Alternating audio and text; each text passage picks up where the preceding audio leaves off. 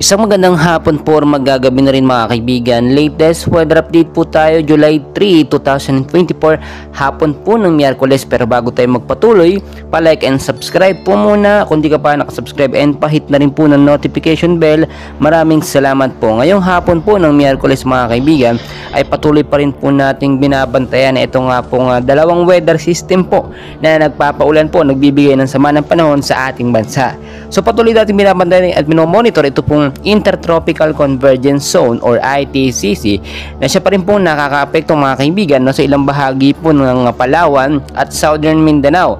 Kasama na rin po dyan itong easterlies o yung mainit na hangin na nanggagaling po sa karagatang Pasipiko, ang posibleng magpaulan dyan po sa may lugar po ng Luzon at Visayas. Pero pangunahan ko na kayo mga kaibigan, wala pa naman po tayong bagyong pa rin na binabantayan sa loob at labas ng Philippine Area of Responsibility. Pero inabiso na po ng Pag-asa na ngayong buwan po ng Hulyo ay posible pong 2 hanggang 3 bagyo pumasok sa ating bansa.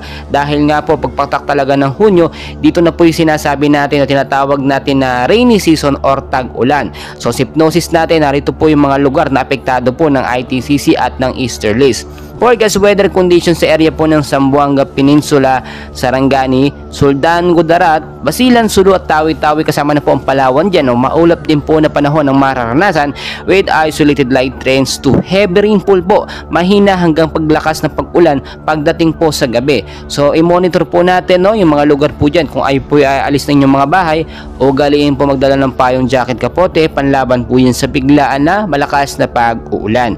Sa area po ng Eastern Visayas, Bicol Region, Quezon at Aurora po, maulap din po na kalangitan ng mararanasan ngayong hapon at posibleng hanggang bukas din po yan. Mga isolated light rains naman to heavy rainfall ang inaasahan natin pagdating po sa gabi. So maging handa po tayo sa posibleng pagbabaha sa mababang lugar, sa aking mga lugar na nabanggit, at landslide naman po doon po sa mga landslide prone area.